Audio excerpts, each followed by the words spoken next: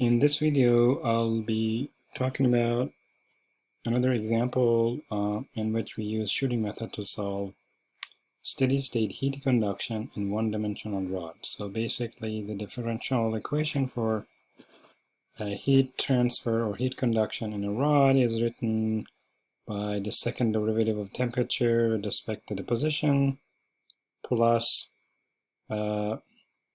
some heat transfer between the rod and the environment, where we have actually two terms here, but I think in this example we're setting the second piece equal to 0 because that Q, which is heat transfer, is equal to some heat transfer coefficient times the difference in temperature between some reference temperature and the temperature at point X in the rod. For now, we're going to assume that P is 0, so that means there's no heat transfer between the rod and the environment. But we can think of like heat radiation. So this is like a heat transfer through radiation times the surface area or area per unit length, and then times the difference between the temperature at point X and some reference temperature. So our differential equation for now is going to have a second derivative term and a basically linear term in temperature. So we're not going to look at the second piece for now. All right, so we want to solve this second order differential equation using shooting methods. And if you look at the boundary conditions, we have temperature on or at x equals 0, and temperature at x equals L. So if you want to solve this problem with two boundary conditions on both sides of the domain, we have to either use direct method, or if you cannot, or if you don't want to use direct method, then it has to be shooting method, where we want to do it in this video. All right, so first we set up the input parameters, including the heat transfer coefficient, the surface area per unit length, the conductivity, reference temperature, ambient temperature, temperature on the left end, temperature on the right end. So these you can think of normalized temperature because they're in the range of maybe 0, 1. So think of this as normalized. We need some tolerance for shooting method because we know that shooting method is an iterative method and it finds or corrects the guess using the iteration. So we need a tolerance for that. And domain length is 1. So we're going to split our domain into 100 intervals where dx is 0.01. And this is the number of points, which is domain length divided by the discretization length. We don't want to iterate more than 20 steps in our shooting method. So first, in shooting method, we know that first we have to create an error function, and then that error function is basically coming from the difference between the result of our guess on the other end, the difference between the result on the other end or the solution on the other side of the boundary from the exact boundary conditions on the other side. So once we create that error function, we need a solver to make that error 0. And by making that error 0, we try to find the initial guess we use on, let's say, the left side of the bar. So on the left side, we have the temperature, but we're going to guess the flux as well on the left side. So on the left side, I'm going to have the temperature as well as the flux. On the right side, I'm going to check the temperature with T2 to see if my flux at x equals 0 is correct. So by tuning the flux at x equals 0, I'm going to correct my temperature on the right side of the bar at x equals L and make it as close as possible to T2. All right. We're going to use secant method for finding this or making the error 0. So basically, if you have an error function, you want to make it 0, you're finding the root of that error function. So that means you need a root finder. In this problem, we're going to use secant method for root finding. And so for secant method, as you remember, we need two guesses. And we use these two guesses to to come up with the third one, and then basically we correct the guesses over time. All right, so for the initial two guesses, we create a function, let's call it func, and this func actually solves the differential equation from x equals 0 all the way to x equal L using forward Euler.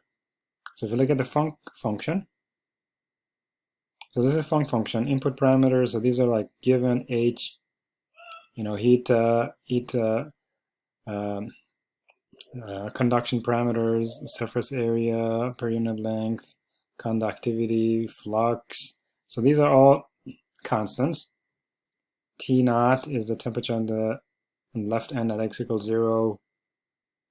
P for now is 0. T star is the reference temperature. T1 is the T naught actually is the ambient temperature. T1 is the temperature on the left end. So all of this is given. These are just constants, parameters. So we are making a guess on the flux, which is dt dx at x equals 0. So we call it t prime 0. And then I have the number of discretization and discretization length. So this is the input to the function. All other ones are sort of constant, although in the argument list. So we give the t prime, or dt dx, we get back the temperature at every x. So let's say if you have 100 x values, then we get 100 temperature values at those x values. All right, and then so this piece is forward Euler. Because the differential equation we're looking at is a second order, so this differential equation is second order. You have to convert it into first order by converting the equation into a system. And so this piece actually is creating the coefficient for the matrix, and then we write the basically dy dx, or y actually includes the temperature and derivative of the temperature as a column vector. Then we're going to write dy dx equal a times the y vector plus the constant term, which is b. So if I want to write this at the end of the day, we're going to get something like dy dx is going to be equal to ea coefficient times y plus b coefficient. So that's what we get after we convert to a system. Now y is a vector. All right, so we start from initial y, which is the first element of it is temperature on the left end, and then the second element of it is here. So the first element of the temperature on the left end, the second element of y is the derivative of the temperature on the left end. So with this y, we're going to start using forward Euler, and we march over the steps until we find all the temperature at every x value. So basically in your forward Euler, we're going to have new y, this new y is equal to old y plus dy dx times delta x. And dy dx is nothing but a coefficient times y plus b coefficient. These are the coefficients. All right, so after doing this, now we have the y values. Then we go back to the main function. And then now, by calling this, I have using the first guess for the slope t prime 1, I have a temperature called u. Then I make the second guess for t prime on the left end. I call it t prime 2. I get another solution for temperature variation along the rod. I'm going to call it w.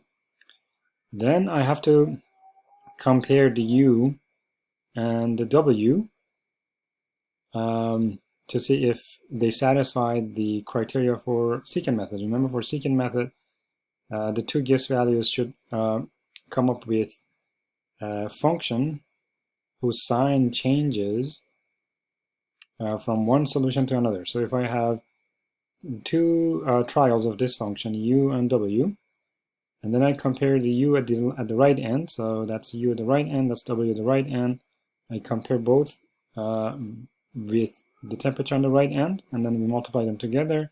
If this is positive, that means the zero, the temperature that actually the zero of the error function is not between the two guesses that we made. So in other words, if that condition is satisfied, that means our guesses are bad. We have to change one of the guesses to make this thing negative. All right. So in other words, This is the error we make using the first guess. This is the error we make using the second guess. The error should change sign from one guess to another. Otherwise, the root is not between the two guesses. Okay. So now imagine this condition is satisfied. That means our guesses are fine. Then we're going to get the mean value of the guesses. So this is the first guess, second guess, average value. We call the function one more time to solve the problem using the new guess, the average guess with t prime. After we solve the problem, we get now a third solution, call it y. So far we have u, solution from the first guess, w, solution from the second guess, and y, solution from the mid, or the average guess. All right, now we're going to compare the average guess with the boundary condition on the right. And if this error is bigger than tolerance, that means we have to still work and make this error smaller. So imagine the error is larger than the tolerance, then what we have to do is we have to pick, or we have to discard one of the three guess values. So remember, we had two guesses and then the average. Out of these three, you have to pick two of them, and then based on those two, we create another guess. So which one we have to pick? Then we compare u, which was the first guess, and y, which is the average guess. So we compare these two with the boundary condition on the right. If again these are positive, that means the error is not changing sign, and that means I need to replace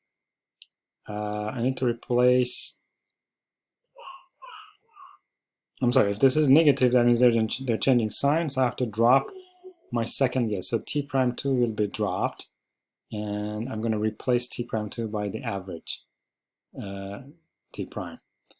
If this condition is not satisfied, that means both have the same sign. That means I have to drop my first guess. So I'm going to replace first guess by the average guess. Anyways, by this point, I drop one of the three guesses, and then now using the two current guesses, I'm going to get the average again, and then solve the problem using this new average. So this new average would be a better solution compared to the old average. Again, I find the error, which is the absolute value of the temperature on the right end from T2. Now, based on this error, I check against the tolerance. Again, if it's bigger than tolerance, I have to iterate. Otherwise, that's it. So I solve the problem. So if the error is bigger than the tolerance, then I do the same thing. Then I compare the new average, the error that I make with the new average, and then compare it to the u, which is one of the two guesses that I had before. And basically based on these two, I drop again one of the three. So every time you have three guesses, and every iteration you have three guesses, you have to drop one of them, get average of the other two. And that's what it does.